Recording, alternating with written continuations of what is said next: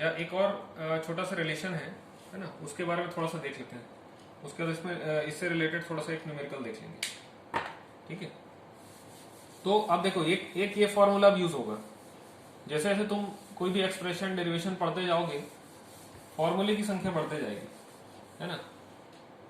तो सभी को क्या करना है, जितना होता जा रहा है तुम अपने कॉपी में पूरा चीज को बनाते जाओगे। डेली का लेक्चर तुमको मिल रहा है, ठीक है, डेली का लेक्चर तुमको मिल रहा है, तो सभी अपना एक अलग से जो कॉपी, क्लास कॉपी जो बनाने बोला था, उसमें सबको नोट करते जाओगे। लास्ट में सबको कॉपी ही सबमिट करना है, ठीक है, कॉपी सबमिट करना है, तब जाके वहां पर तुमको उससे रिलेटेड मार्क्स मिलेंगे, ठीक है। तो एच जो हमने देखा था यहाँ पर, एच क्या था, ठीक है, एच यहाँ पर क्या था, जो प्रेशर हेड की बात हम लोग कर रहे थे, ठीक है, प्रेशर हेड। तो मैनोमीटर हेड हमने पढ़ा था पहले, मैनोमीटर, ठीक है, याद आ रहा है मैनोमीटर। वैल्यू ऑफ एच कभी कभी पूछता है इससे रिलेटेड, वैल्यू ऑफ एच, तो उसका एक छोटा सा एक्सप्रेशन है ना, छोटा सा इसमें एक्सप्रेशन है, फॉर्मूला है जिसको बोल सकते हो। तो फॉर्मूला थोड़ा सा इसमें नोट कर लेंगे, ठीक है। एच इक्वल टू वाई, ठीक है, H equal to y S H L upon S P minus 1, ठीक है। तो ये किस चीज के लिए है, तो यहां पर हम लोग जो देख रहे हैं डिफरेंशियल मैनोमीटर, है ना, डिफरेंशियल मैनोमीटर का एक केस है, differential U tube manometer containing liquid, ठीक है, containing a heavier liquid, containing a heavier liquid than the liquid flowing through the pipe, ठीक है। पाइप में जो फ्लो हो रहा है लिक्विड, उससे अगर हैवी फ्लूइड अगर वहां पर फ्लो कराते हैं, तब के केस में क्या होगा। तो जो एस एच एल है, एस एच एल, ठीक है, तो एस एच एल क्या चीज है, स्पेसिफिक ग्रेविटी, है ना, specific gravity of heavier liquid, ठीक है, specific gravity of heavier liquid, है ना। ये एक एक्सप्रेशन है, इसको ध्यान में रखना है, कभी भी काम आ जाता है। Specific gravity of heavier liquid S H L और एस पी, ठीक है, एस पी जो यहां पर लिखा हुआ है, that is specific gravity of the flowing through the pipe, ठीक है, specific gravity of liquid flowing through pipe, ये इसको भी नोट कर लोगे, ठीक है। और यहां पर जो y आया है, y, तो difference of heavier liquid column in YouTube, ठीक है, डिफरेंस ऑफ हैवियर लिक्विड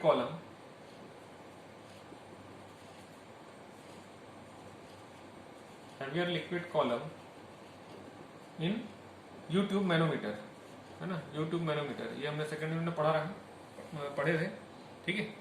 तब के केस में ये वाला एक्सप्रेशन हम लोग यूज करेंगे, समझ में आ रहा है। ये तो केस 1 हो गया, है ना। इसी तरीके से केस 2 है इसका। केस 2 में क्या हो रहा है कि अगर differential manometer containing liquid lighter than the liquid flowing through the pipe, ठीक है, अगर उसमें जो एक जो फ्लूइड है वो लिक्विड, है ना, अगर अलग जो लिक्विड दिया हुआ है, एक लाइट लिक्विड से अगर फ्लो हो रहा है, ठीक है, तब के केस में क्या होगा। तो differential manometer containing a liquid lighter than the liquid flowing through the pipe, ठीक है, जो पाइप में जो लिक्विड फ्लो हो रहा है उससे अगर लाइट है, जो डिफरेंशियल मैनोमीटर में लिक्विड फ्लो हो रहा है, तब के केस में, तो तब के केस में बाकी चीज ये रहेगा। तब के केस में H इक्वल टू क्या हो जाएगा, तो H equal to y 1 minus S H L upon S P, बस ये इतना ही डिफरेंस है इसमें, ठीक है, इतना ही डिफरेंस है, बाकी ये जो सारा चीज इसमें सेम है, ठीक है। तो ये दो एक्सप्रेशन ध्यान में रखना है, ठीक है, ये दो एक्सप्रेशन ध्यान में रखना है।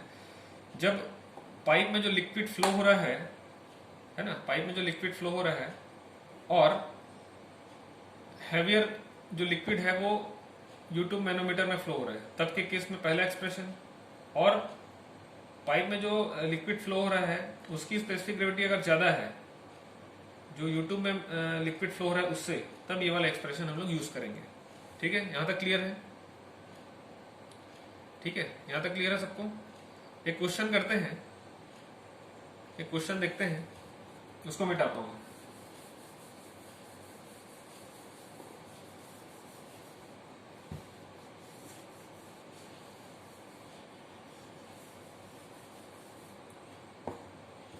ठीक है, तो हमको क्वेश्चन में दिया हुआ है ना, क्वेश्चन में पूरा नहीं लिखूंगा, उससे रिलेटेड जो इंपॉर्टेंट चीजें वो लिख देता हूँ, है ना। क्वेश्चन हम लोग देख रहे हैं, क्वेश्चन में है a horizontal venturimeter with inlet diameter, a venturimeter with inlet diameter D1, मैं इनलेट डायमीटर को D1 से डिनोट कर रहा हूँ, ठीक है। इनलेट डायमीटर इज 200 mm, ठीक है, एंड थ्रोट डायमीटर, ठीक है, एंड थ्रोट डायमीटर अगर हम लोग देखें तो थ्रोट डायमीटर जो दिया हुआ है इसको ले लेते हैं हम लोग, क्या ले लेते हैं, D2 ले लेते हैं, ठीक है। ये इनलेट हो गया, इनलेट डाया, और D2 is equal to throat dia. तो थ्रोट डाया हमको दिया हुआ है 100 mm, ठीक है, 100 mm। ये किसका हो गया, थ्रोट का हो गया, ठीक है। And it is use to measure the flow of water, ठीक है। एक वेंचुरीमीटर है जिसमें इनलेट डायमीटर है 200 mm और थ्रोट डायमीटर है 100 mm, और इसको यूज कर रहे हैं हम लोग फ्लो ऑफ वाटर को मेजर करने के लिए, ठीक है। तो the pressure at inlet is 0.18 Newton पर मीटर पर mm स्क्वायर।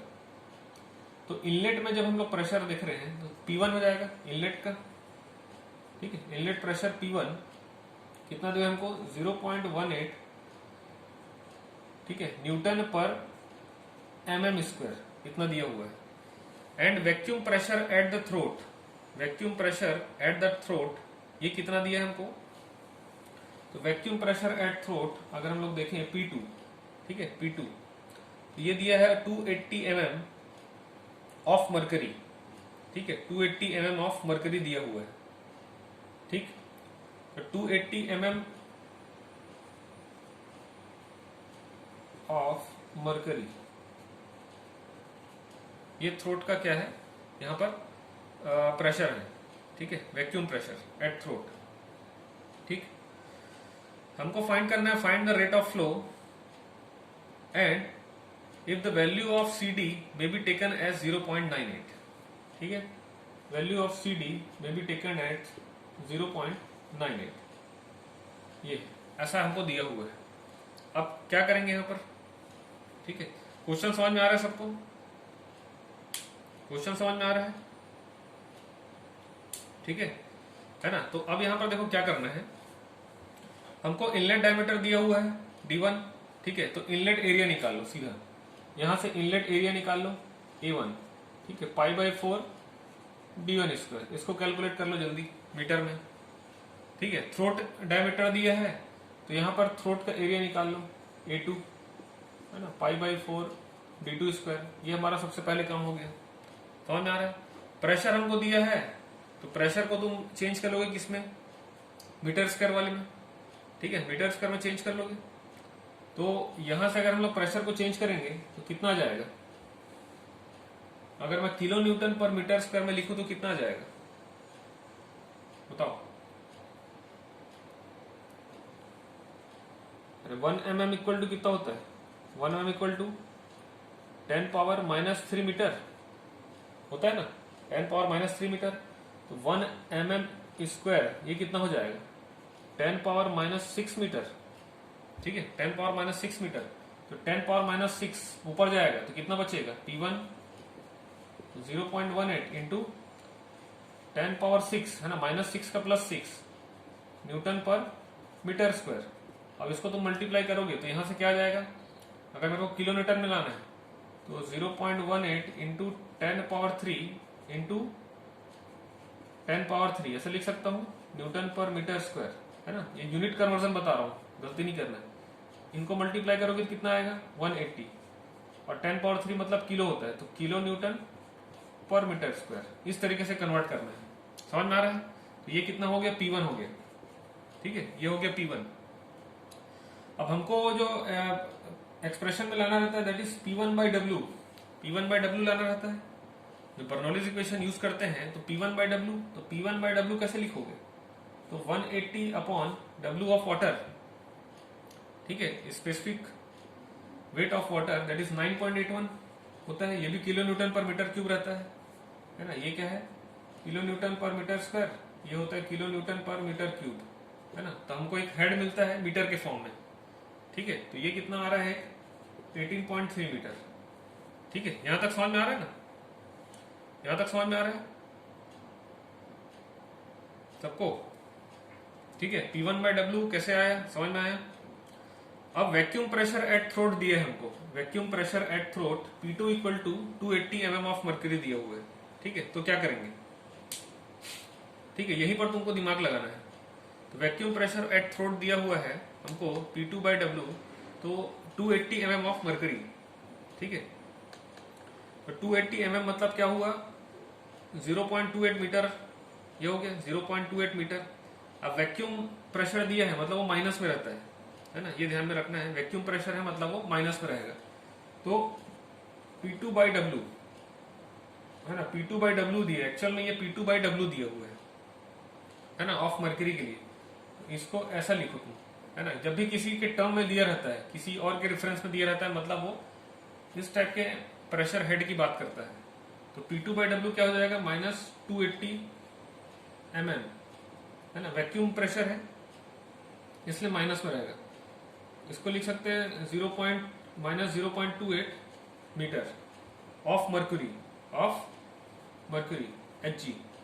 अब इसको हमको वाटर के रिस्पेक्ट में चेंज करना है, तो क्या करेंगे हम, मर्क्यूरी का जो स्पेसिफिक ग्रेविटी रहता है उसको मल्टीप्लाई कर देंगे इसमें। तो कितना होता है, 0.28 इंटू 13.6 ऑफ वाटर, है ना। तो मर्क्यूरी का जो स्पेसिफिक ग्रेविटी होता है वो 13.6 होता है, ये पता है। तो इसको जब मल्टीप्लाई करोगे तो ये कितना आएगा, -3.8 मीटर ऑफ वाटर, ठीक है, -0.38 मीटर ऑफ वाटर। और CD हमको दिया हुआ है 0.98, है ना। तो डिफरेंशियल हेड जब हम निकालेंगे, डिफरेंशियल हेड, है ना, डिफरेंशियल हेड जब हम निकालेंगे, H जब निकालोगे तो कितना आएगा वो, है ना। H जब निकालोगे तो कितना आएगा, तो H इक्वल टू क्या था, P2 स्क्वायर, है ना। H इक्वल टू क्या था, P1/W माइनस P2/W, ये था, ठीक है। तो 18.3 माइनस, ठीक है, 18.3 जो हमारा P1/W आया था, माइनस P2, है ना। P2 अभी माइनस में आया था 3.8, तो कितना आ जाएगा ये, 21.1 मीटर, ठीक है। ये हो गया तुम्हारा क्या, डिफरेंशियल हेड हो गया, ठीक है, डिफरेंशियल हेड हो गया, मीटर में है, ठीक। H निकालना क्यों जरूरी था वो बता रहा हूं मैं। तो using of this relation rate of flow हमको निकालना है ना, रेट ऑफ फ्लो जिसको डिस्चार्ज बोलते हैं। तो Q, rate of flow Q क्या हो जाएगा इस चीज के लिए, क्योंकि हमको CD दिया हुआ है इसलिए एक्चुअल रेट ऑफ फ्लो निकालना है, मतलब एक्चुअल डिस्चार्ज। तो CD A1 A2 upon root A1 square minus A2 square root 2GH, ठीक है। यहां तक समझ में आया। अब इसमें वैल्यूज को रख दोगे, है ना, जो भी वैल्यूज है इसको यहां पर पुट कर दोगे, ठीक। तो तुम्हारा जो फाइनल एक जो रिजल्ट आता है, जैसे CD जो है हमारा दिया हुआ है 0.98, है ना। A1 A2 जो हमने निकाला हुआ है उसको यहां पर पुट कर दोगे, तो फाइनल जो इसमें जो आंसर आता है वो मैं लिख रहा हूं डायरेक्ट, है ना। Q इक्वल टू, Q हमको पूछा हुआ है, तो 0.165 मीटर क्यूब पर सेकेंड, ठीक है। इतना हमको आंसर मिलता है, ठीक है। तो इस तरीके के इसको हमको सॉल्व करना है। ये समझ में आएगा सबको, ठीक है, ये समझ में आ गया, यहां तक क्लियर है।